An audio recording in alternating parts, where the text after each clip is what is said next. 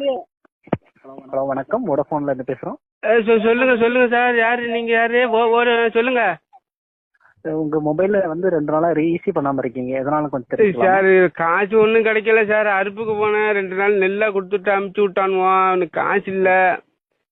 என்ன ஒண்ணுன்னு தெரியல. அவன் சின்ன பையன் நெத்த பொறுக்கிட்டு வந்தா அதை விக்கலான்னு பார்த்தா அது நோண்ட முடியல. நோண்டறதுக்கு ஒன்றும் நேரம் இல்ல. அது போட்ட சிம்ம கட்டு பண்ணி விட்டுட்டுறீங்களா சார்? ஆமாங்க சார், நீங்க வந்து பேலன்ஸ் ஏத்தலைன்னா உங்க மொபைல்ல வந்து இன்கமிங் அவுட் கோயிங் எல்லாம் கட் பண்ணிடுவோம். சார் ஏன் சார் கட்டு பண்றீங்க? கொஞ்சம் ஏழை பால சார். ஏதோ அறுப்புக்கு போய் தான் சார் பொழப்பு நடத்துது. என்ன சார் பண்றது? நீங்க இப்படி பண்றீங்க? சரி, ஓகே சார். நீங்க கூடிய சீக்கிரத்துல விரைவா நீங்க ரீசார்ஜ் பண்ணீங்கன்னா உங்க மொபைல் வந்து ஆக்டிவேட்ல இருக்கும்.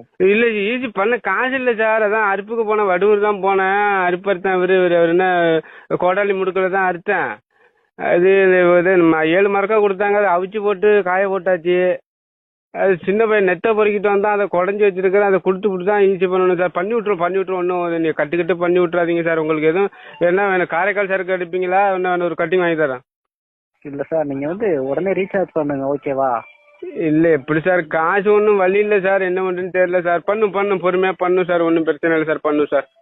ஓகே சார், நீங்க விரைவா நீங்க ரீசார்ஜ் பண்ணீங்கன்னா உங்க நம்பர் வந்து ஆக்டிவேட்ல இருக்கும். இல்லைன்னா இன்கமிங் கால் கட் பண்ணிடுவாங்க.